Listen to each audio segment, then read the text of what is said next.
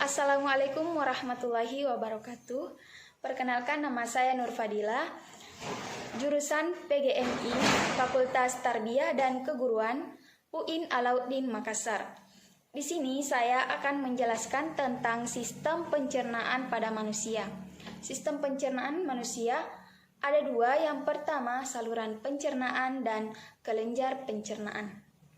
Saluran pencernaan terdiri atas rongga mulut, yang kedua kerongkongan atau esofagus, yang ketiga lambung atau vertikulus, yang keempat usus halus atau intestinum, yang kelima usus besar, yang keenam rektum, dan yang terakhir anus. Sedangkan kelenjar pencernaan terdiri atas kelenjar saliva, kelenjar parotis, kelenjar submaxillaris, kelenjar sublingualis, pankreas, dan hati.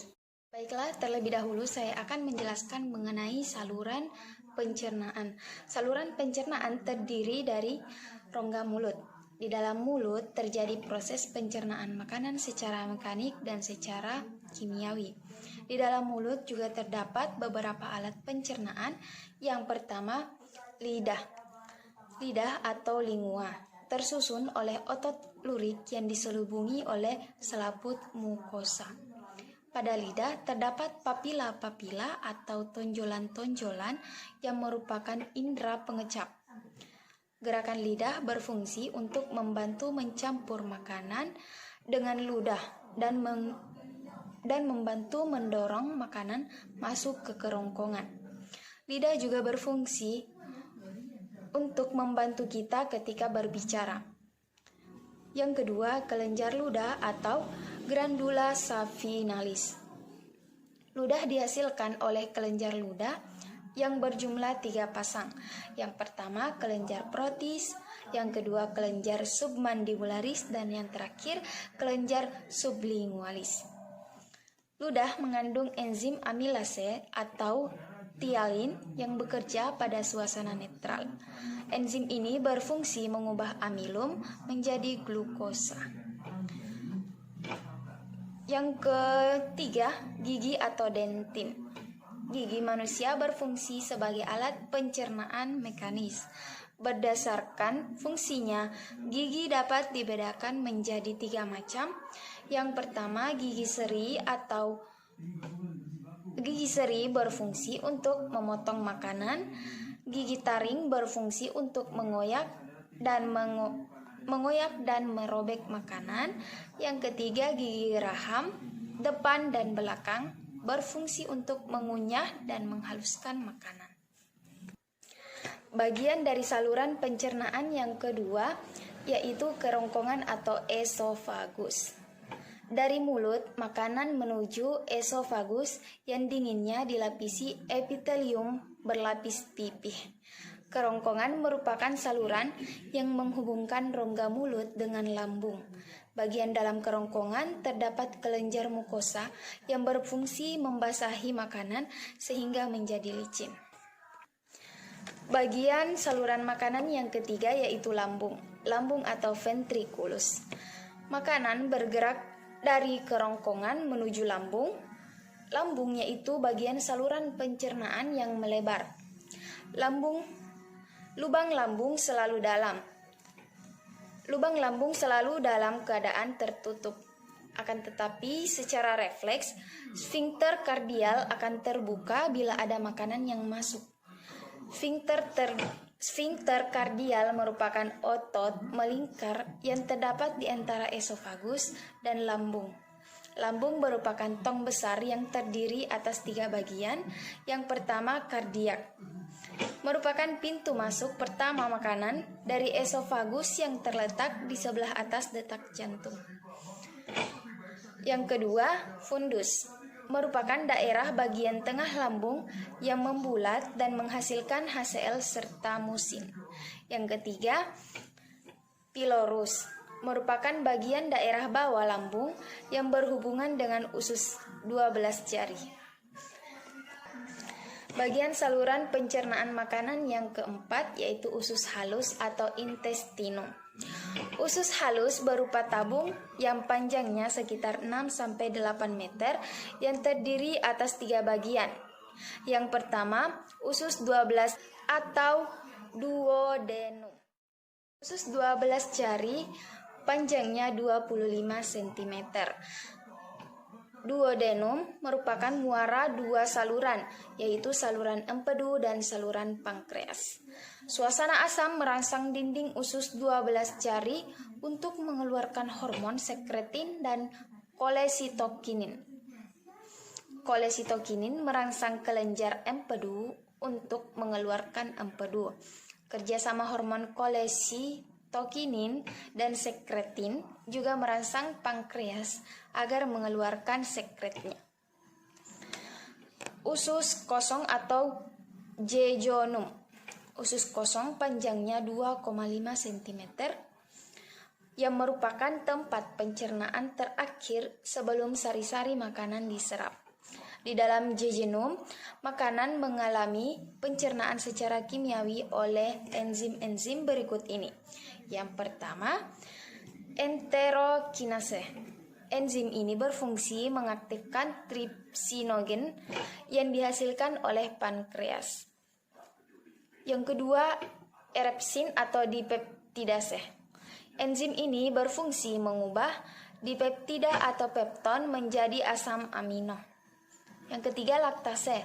Berfungsi mengubah laktosa menjadi glukosa dan galaktosa. Yang keempat, maltase atau enzim yang berfungsi mengubah maltosa menjadi glukosa. Sukrase berfungsi mengubah sukrosa menjadi glukosa dan fruktosa. Yang ketiga, usus penyerapan atau ileum. Usus penyerapan panjangnya 3,6 meter. Ileum mempunyai fili atau jonjot usus dan mikrofili yang berfungsi memperluas permukaan usus, sehingga proses penyerapan makanan lebih sempurna. Glukosa, asam amino, vitamin, dan mineral diserap oleh pembuluh darah kapiler yang ada di dalam jonjot usus atau fili. Fili tersusun dari pembuluh darah, pembuluh limfa, dan sel Golgi. Sementara itu, asam lemak dan gliserol diangkat melalui kil atau limfa. Bagian dari saluran pencernaan yang kelima yaitu usus besar atau kolon. Usus besar merupakan tempat bermuaranya usus halus. Usus besar dilapisi oleh membran mukosa tanpa lipatan, kecuali bagian rektum. Fungsi utama organ ini adalah mengabsorpsi air, membentuk massa feses, dan membentuk lendir untuk melumasi permukaan mukosa. Saluran pencernaan yang keenam yaitu rektum. Rektum adalah bagian akhir dari proses pencernaan. Di bagian ini, fase disimpan sampai waktunya dikeluarkan. Rektum dapat berkontraksi sehingga menimbulkan terjadinya defekasi, yaitu proses pengeluaran zat-zat sisa pencernaan makanan melalui anus. Yang terakhir dari saluran pencernaan yaitu anus. Anus merupakan lubang tempat keluarnya kotoran atau fases setelah sebelumnya ditampung di dalam rektum. Anus terdiri atas 2 lapis otot, yaitu otot polos dan otot lurik. Baik, saya akan menjelaskan bagian yang kedua, yaitu kelenjar pencernaan. Kelenjar pencernaan terdiri dari kelenjar saliva, kelenjar parotis, kelenjar submaksilaris, kelenjar sublingualis, pankreas, dan hati. Contoh kelenjar pencernaan pada manusia adalah pankreas dan hati. Keduanya bekerja sama dalam pengaturan kadar gula darah. Pankreas merupakan kelenjar eksokrin dan endokrin. Dikatakan sebagai kelenjar eksokrin karena menghasilkan getah-getah pankreas yang disekresikan ke usus halus. Sedangkan sebagai kelenjar endokrin, pankreas menghasilkan hormon, misalnya insulin dan glukagon. Sari-sari makanan yang diserap oleh usus halus akan melewati hati terlebih dahulu. Hati berfungsi sebagai pengatur keseimbangan zat makanan dalam darah dan sebagai penyekresi empedu. Empedu mengandung garam empedu, pigmen empedu, air, kolesterol, dan lecitin. Garam empedu berfungsi menurunkan tegangan butir lemak yang dapat diemulsikan